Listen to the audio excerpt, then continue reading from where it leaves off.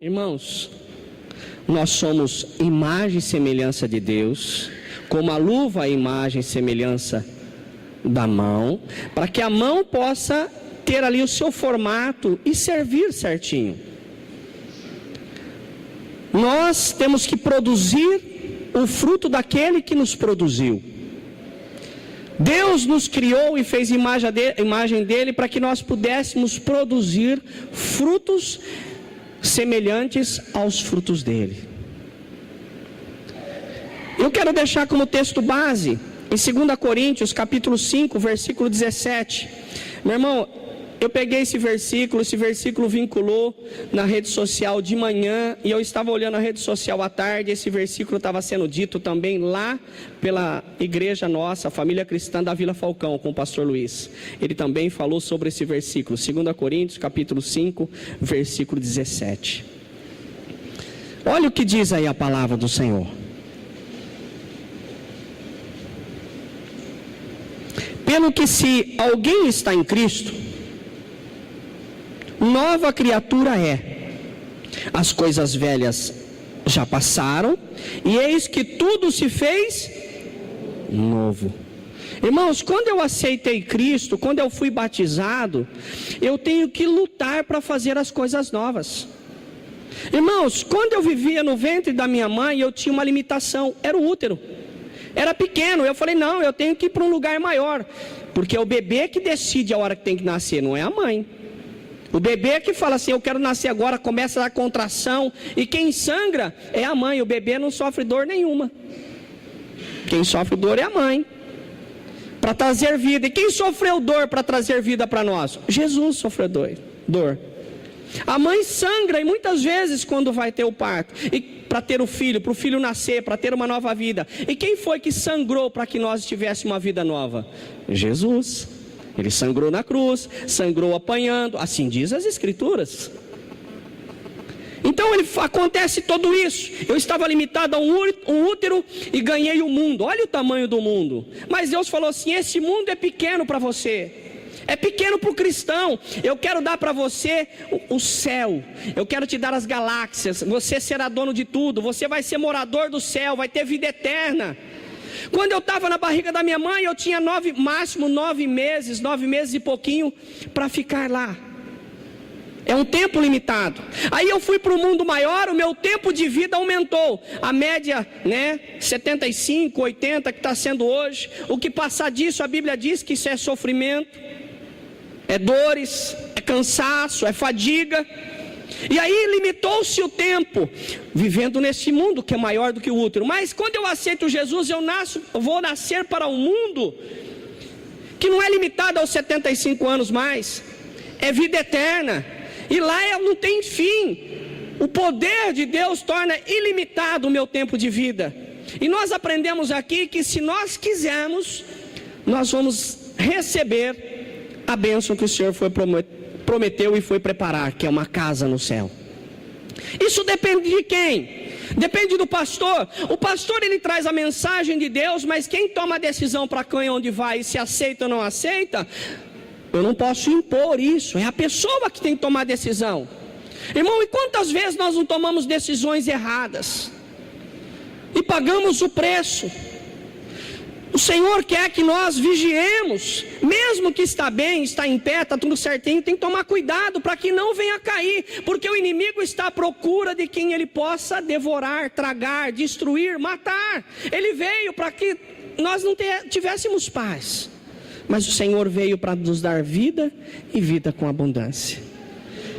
Irmãos, primeira coisa que tem que acontecer, a primeira parte da nossa ministração, eu vou ler o que está escrito em Lucas, capítulo 2, versículo 4 a seguir.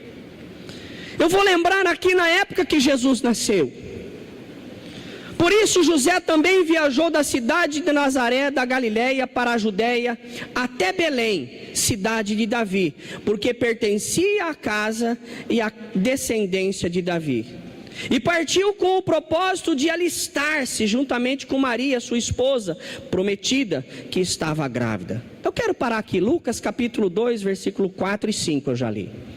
Eu quero parar aqui um pouquinho, meu irmão, porque José ele estava indo para Belém porque ele tinha que se alistar. Quem nasce, naquela época, os romanos queriam saber quantas pessoas tinham, por exemplo, para saber qual era a quantidade de impostos que ele podia receber. Os romanos faziam essa contagem de vez em quando, e a pessoa tinha que fazer o recenseamento, ou se alistar, a prova de vida, aquilo que nós vemos aqui no nosso dia a dia, que as pessoas às vezes sem condições têm que ir lá no INSS com toda dificuldade, falar, ou no banco, falar que sou eu mesmo, está aqui meu RG, eu sou essa pessoa, quero continuar. Prova de vida, eles tinham que ir até lá e falar assim, olha, eu estou vivo ainda, que bom que você está vivo, você vai continuar pagando imposto.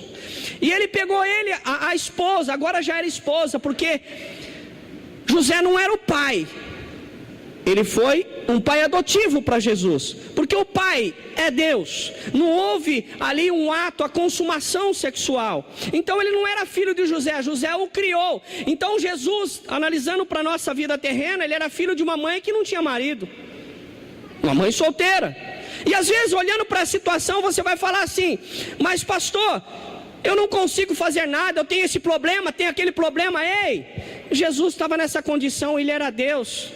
Quer outra coisa? Davi, quando ele se interessou por Betseba, a esposa de Urias, ele viu aquele aviãozão e falou assim, eu quero para mim, mas ela era casada. E aí foi lá, deu um jeitinho, trouxe, teve um relacionamento sexual, ela ficou grávida, o marido voltou, ele falou assim, eu vou mandar Urias deitar com a esposa dele, que depois vai passar como responsabilidade dele o filho, e eu vou tirar das minhas costas, mas o cara não foi para casa.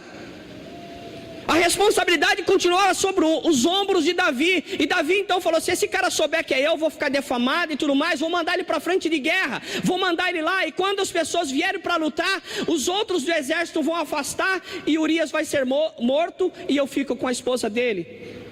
Este homem que nós estamos falando, é um homem que Deus chamou homem segundo o coração de Deus. Por quê, meu irmão? Porque era um homem como José, ele entendia o agir de Deus e aceitava quando Deus lhe colocava alguma coisa. Então se nós pararmos para reclamar, que minha vida está assim, minha vida está assada, eu não vou por causa disso, por causa daquilo, para. Nós vemos aqui que teve problema, esses homens tiveram problema. E foi dado homem segundo o coração de Deus. José olhou para aquela situação e entendeu que era um agir de Deus. Nós precisamos entender, meu irmão, que algumas coisas acontecem porque Deus quer nos direcionar. Deus permite um problema acontecer. Quando você encara um problema, quando você está indo com o seu carro e você encontra um obstáculo, o que você faz? Volta lá atrás e bate. Não vai fazer isso, você não faz isso com o seu carro. Você encontra uma outra saída. Era um problema aquele obstáculo. Às vezes Deus permite que algum problema venha sobre as nossas vidas, o obstáculo, para que nós venhamos buscar nele uma nova saída, um novo caminho. E o primeiro caminho que nós temos que ter é a conversão. Quando eu aceito Jesus, automaticamente Ele muda o meu pensar. Eu tenho desejos que eu não tinha, não que eu não podia ter, mas que eu não estava tendo, de fazer coisas diferentes, de agir diferente. Quando eu sou batizado, quando eu aceito Jesus, sou batizado, Deus não vai nos tirar desse mundo, mas Ele vai nos ajudar em uma nova direção. É isso que acontece. Quem foi batizado não vai ter problema. Quem falar isso para você está mentindo. Porque nós vivemos no mundo, e a palavra de Deus nos diz, o próprio Jesus, no mundo tereis aflições, nós teremos dificuldade, mas Ele pede para que a gente não venha desistir. Tenha bom ânimo. E quantos crentes, quantas pessoas não estão desistindo dos seus sonhos por causa dos obstáculos? Não quer encontrar um novo caminho, cai em depressão, culpa o vizinho, culpa o outro. Assume uma responsabilidade. Aquilo que Adão não assumiu, Deus, a Eva comeu da fruta, me deu e eu comi também. Eu quero pedir perdão para o Senhor e vamos resolver esse negócio aqui. Não põe ninguém para fora do jardim. Deus ia falar, gostei da sua atitude, não vou pôr você para fora do jardim, ou você vai... Eu não estou querendo ser Deus aqui, mas a situação poderia ser outra, poderia ser diferente. O fato de passar a culpa para lá, já me faz com que, irmão, fugir do problema é ser derrotado por ele, é ser derrotado pelo problema. Nós temos que vencer o problema. Não podemos entregar. Deus vai permitir, Ele permite as lutas. E quando a luta chegar num ponto que já se torna insustentável, a palavra de Deus me diz que Ele vai dar uma saída. Tem gente que nem chega nessa saída, desiste antes, é um derrotado antes que Deus dê uma saída para ela. Não seja um derrotado. Então, aqui ele foi para essa cidade de Belém, da onde ele tinha nascido. Ele era da descendência de Davi. A sua esposa estava grávida. Versículo número 6. Enquanto estavam em Belém, chegou o momento de nascer o bebê. Meu irmão, chegou o momento de Jesus nascer. Na nossa vida tem que chegar o momento que Jesus tem que tomar o controle da nossa vida. Tem que nascer na nossa vida. E Jesus precisava nascer, Ele quer nascer na minha e na sua vida. E aí, naturalmente, quem viajava para uma cidade e ali encontrava nessa situação de Maria, que ela ia ter o bebê, estava o momento, chegou o momento de nascer. Qual é a atitude que nós fazemos? As mulheres, levada pelos seus maridos, não importa a forma, corre logo para o hospital que precisa de alguém que dê o amparo, um lugar que seja de acomodação necessária para que o menino nasça. Nós devemos estar preparados e nos preparar para o nascimento deste Jesus, desse menino que vai se comemorar do Natal. Agora, comemora-se agora dia 25 de dezembro, mas ele não nasceu em dezembro. Se você for estudar a teologia, não quero entrar nesse mérito, você vai perceber que ele nasceu no meados de setembro a meados de outubro, do dia 15 de setembro a 15 de outubro, dentro desses 2 meses, por causa do clima, por causa de tudo isso lá, por causa dos magos que estavam lá cuidando das ovelhas. Mas ele vai ser o último a ser lembrado neste Natal. As pessoas vão lembrar de encher a sua pança e não vai se lembrar de Jesus. Lembra-se de comprar presente para a família toda, para o vizinho, compra até uma coleirinha nova para o cachorro, mas não lembra de trazer um presente para aquele que merece, que é o aniversariante. Muito disso vai acontecer no mundo inteiro. O mundo inteiro vai estar com essa intenção. É Natal, é consumismo. O comércio está aberto até 10 horas da noite, de certa maneira escravizando as pessoas a trabalhar esse horário, porque os patrões não querem contratar novos funcionários. Escraviza, tudo por causa de um consumismo. E nós, eu e você como cristão, mantemos essas pessoas na loja trabalhando até esse horário, porque nós vamos lá comprar. Em vez de ir para a igreja, em vez de fazer oração, em vez de comemorar o nascimento com aquele que nasceu, vai comemorar o nascimento com o Papai Noel, que não tem nada a ver com Deus. Isso não é bíblico, gente.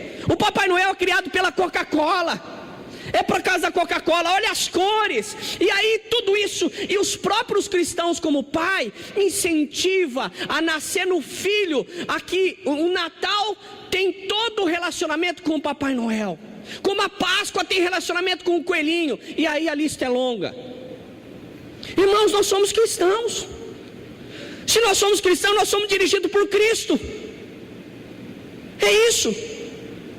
Jesus procurou um lugar para nascer e não encontrou. Versículo 7, e ele deu à luz e o seu primogênito, o primeiro filho dela, envolveu com tiras de pano ou com panos e o colocou sobre manjedoura, pois não havia lugar para ele na hospedaria. Jesus estava procurando, a família de Jesus, Deus estava procurando um lugar para Jesus nascer, mas não encontrou. Teve que levar ele para um lugar onde as vacas eram guardadas em tempo de inverno, que é embaixo das casas, um lugar quente, um lugar protegido para os animais. E ele foi lá, ali foi a hospedaria dele. O berço foi um coxo, e o aquecedor foi os animais baforando naquele ambiente. Irmãos, esse era o lugar para o Salvador nascer. Se você tivesse que hoje escolher um lugar para Jesus nascer, era esse lugar que você montaria para o Senhor? E Ele quer nascer na nossa vida, e Ele está procurando pessoas que o aceitem para que Ele venha nascer, para que Ele venha ter ali uma nova vida, para que Ele possa reinar sobre essas pessoas, que Ele possa trazer o melhor para essa pessoa, mas Ele não tem encontrado. Talvez pessoas, meu irmão, que anda por aí de terno e gravata, todo enfeitado como crente, não é crente, é um fantoche do diabo. Acaba sendo, sabe, convencido ao invés de ser convertido. Meu irmão, Deus sabe quem vem para a igreja só por vir, mas não mudou nada por dentro. Vem para a igreja, dá glória a Deus, mas em casa é violento. Vem para a igreja, mas na sua casa está lá cheio de cachaça, de cigarro. Deus sabe, não que Deus tenha alguma coisa contra ele, mas Ele quer que esse alguém o receba, para que ele entenda que ele não precisa nada disso, porque ele é uma pessoa nova, alimentado, dela sai manancial de água viva. Deus está à procura dessa pessoa para nascer. A segunda parte que eu quero compartilhar com você está no livro de João, capítulo 15, a partir do 5. A segunda parte, depois de nascer, vem o frutificar, meu irmão. Depois que uma árvore, depois que uma oliveira nasce, irmão, você pode pegar qualquer semente de fruta. Você pode jogar uma na terra boa, uma na terra ruim, joga em qualquer lugar. Ela vai encontrar o meio, vai nascer e vai dar o fruto conforme a sua espécie. Talvez não seja aquele fruto grandão, bonito, porque a terra não é propícia, mas ela não deixa de frutificar, ela cumpre o objetivo pela qual veio. O bonsai, ele só não cresce porque não tem raiz. Você sabia disso? O japonês vai lá para deixar a árvore pequenininha, ele vai cortando o peão, a raiz dela. De tempo em tempo ele tira, corta a raiz, põe de volta, e aquela árvore fica bonitinha ali, daquele tamanhozinho. Mas por quê? Porque não tem raiz. E quantos crentes na igreja não criou raiz em Cristo e não cresceu? Tão nanico, tão pigmeu, tão anão espiritualmente. Então, crente 6 horas, acontece um pouquinho por falta de relacionamento com Deus, fica desesperado. Chama o pastor nada, a autoridade está sobre a tua vida, porque a autoridade é dada por Jesus. Devemos tomar posse daquilo que o Senhor nos deu e começar a frutificar. Aquilo que aprendemos aqui dentro, meu irmão, é para colocar em exercício lá fora. O que eu estou ministrando para você é algo prático, não é uma fantasia, não é um negócio que é impossível. Tudo é possível para aquele que crê. Deus quer nos usar. Pastor, eu não estou preparado. O dia que nós estiver preparado, Deus leva para lá. Você não vai ficar aqui. Nós estamos sendo ferramenta, vaso para outras pessoas. E a melhor maneira de pregar, eu vou dar um negócio para você, que a melhor maneira de pregar, sabe qual que é? É de boca fechada. É com o seu testemunho, é com a sua atitude. É alguém de repente puxar o seu CPF e falar assim: olha, brincadeira, hein? Não que você não tenha, aconteceu um acidente. Pecado na vida do crente tem que ser acidente. Alguma coisa acontece. Entre pagar uma conta e socorrer a minha filha ou meu filho, o que você acha que eu vou fazer? O que você faria no meu lugar? Deixa a conta explodir. Mas não quer dizer que eu vou pegar esse dinheiro, vou viajar e vou deixar essa conta explodir, vou esperar 5 anos passar e sai do negativo e eu começo tudo de novo. Para com isso, meu irmão. Isso é coisa do diabo. Errar é humano, mas persistir no erro, meu irmão, é ruim. Deus sabe as nossas intenções. Se está aprendendo de Deus, frutifica o de Deus. Pastor, você vai me perder da igreja, porque você está falando coisas, eu estou nessa situação. Meu irmão, se você não quer mudar, eu não vou perder você. Sabe por quê? Porque você não é do povo de Deus. Deus não perde nada que não é dele. Você não perde nada que não é seu. Irmão, eu estou falando aqui não que você não venha mais nessa igreja, mas que você tenha uma atitude de fazer diferente e ser diferente. Não adianta, meu irmão, vir aqui brincar de crente, pôr um terninho. Meu irmão, é simples isso. Terno eu compro em qualquer lugar, mas santidade vem de Deus. O mundo é dos espertos, é ou não é? Mas o céu é dos escolhidos. Você pode ser um espertalhão, tentar dar um cambiocó aqui, né? Mas na hora que chegar na porta do céu, ele falou assim: está reprovado, meu filho. Olha lá o que você fez lá. Vai passar um filme da vida do acordo. Eu falei: realmente eu fiz isso. Psst, ladeira abaixo. Mas lá, você não gostava de churrasco, agora você vai ser a carne desse lugar. Não adianta ser esperto. Vai passinho por passinho que você vai longe. Quem tenta dar passo maior que a perna, corre o risco de cair. A palavra me diz que é de fé em fé, conhecendo e prosseguindo em conhecer. Irmãos, eu vou falar assim, eu conheço a Bíblia inteira, é claro, de Gênesis 1, Apocalipse 22, versículo 21, é assim que você conhece? Não, pode falar um versículo. Irmão, tem gente que conhece a Bíblia, já leu 3, 4 vezes, mas a vida dela continua na mesma droga, na mesma situação. Meu irmão, para de ler a Bíblia então, começa a praticar aquilo que você leu. Pega um versículo por dia, você vai demorar a eternidade, você não vai conseguir ler a Bíblia, mas pelo menos você vai conseguir praticar aquilo que ela está ensinando.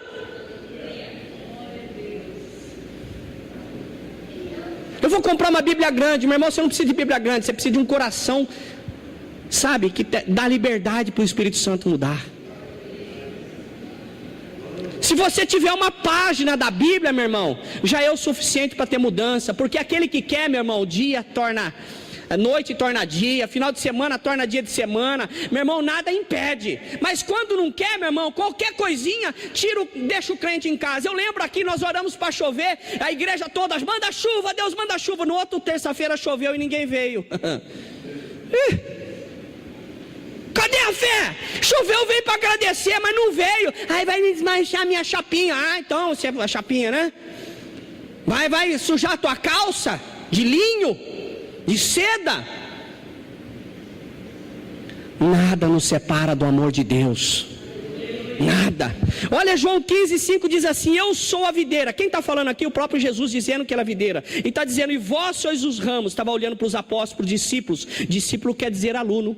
Nós estamos aqui sendo discipulados, nós somos alunos do Senhor. Vós sois os ramos. Aquele que permanece em mim e eu nele, esse dará muito fruto. Como eu faço para dar muito fruto? Eu tenho que estar ligado na videira. E quem é a videira?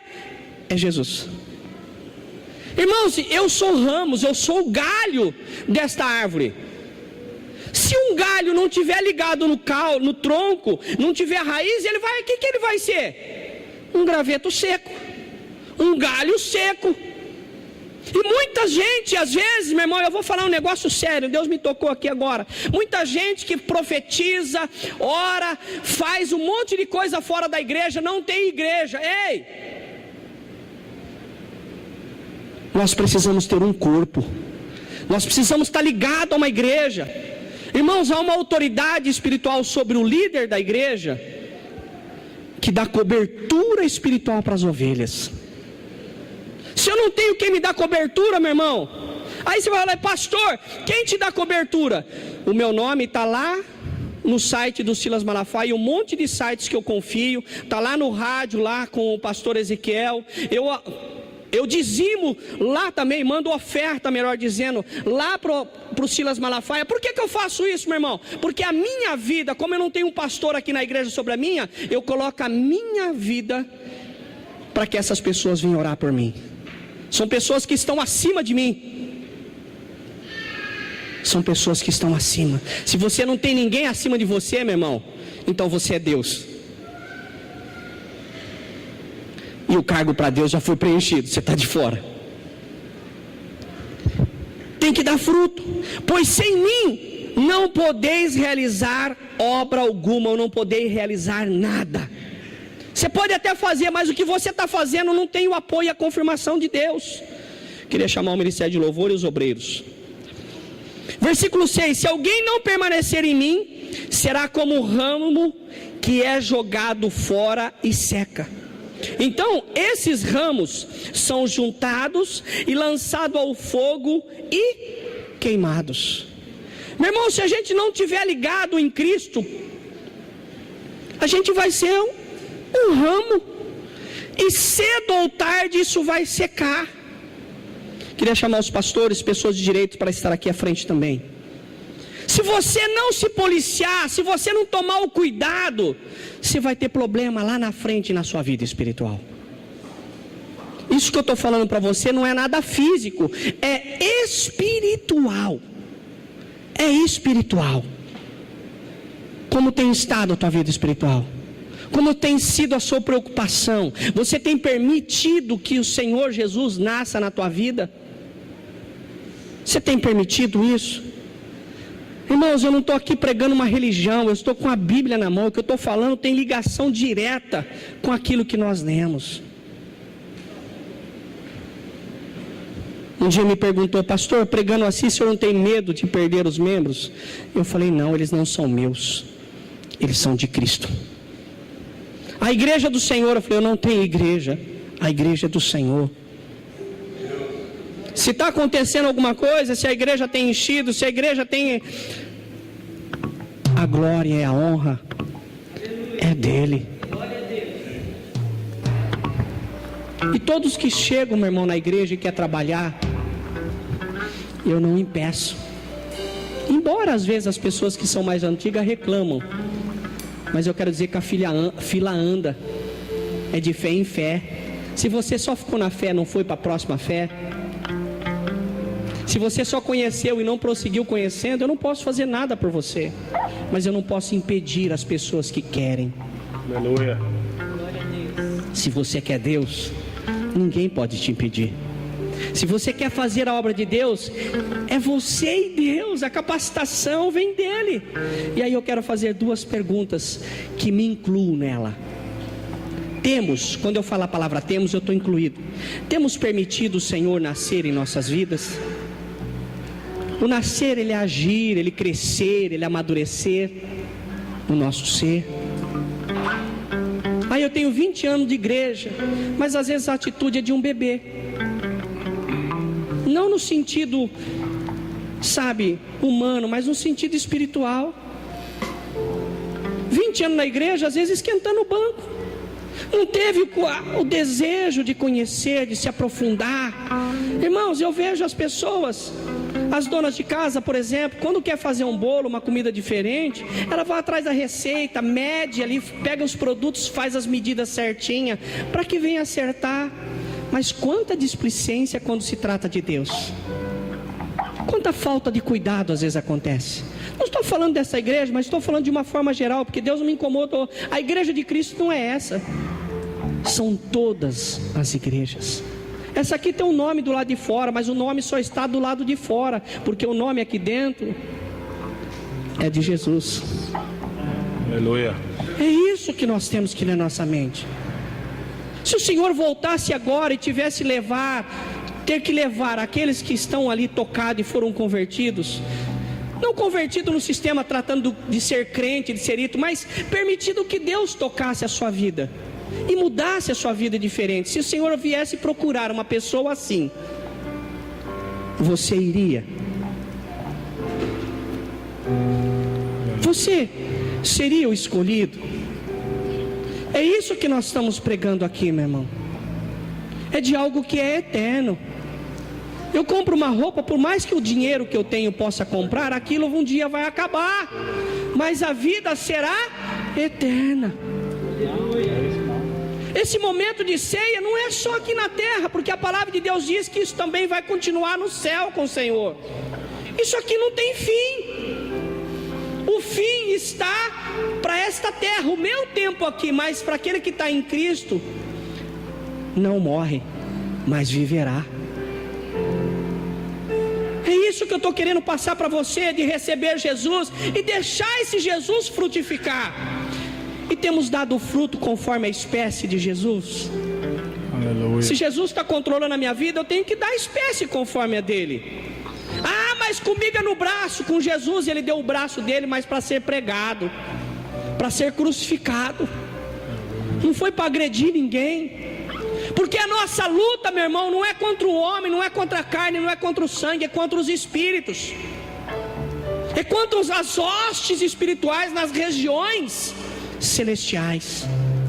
Se alguém me fizer mal e eu agir com maldade contra ela, eu estou fazendo exatamente o que o diabo quer: agredir o próximo, que é um ser que foi criado à imagem e semelhança de Deus.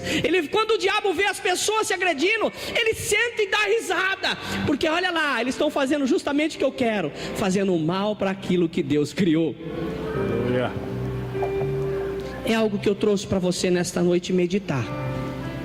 Você não é obrigado a aceitar, mas eu quero dizer, Deus não vai deixar de ser Deus se você acreditar ou não. Deus vai continuar sendo Deus. Eu ou aquela pessoa que não acredita, eu não sei exatamente o que pode acontecer com ela aqui na terra. mas Deus vai continuar sendo Deus. Amém.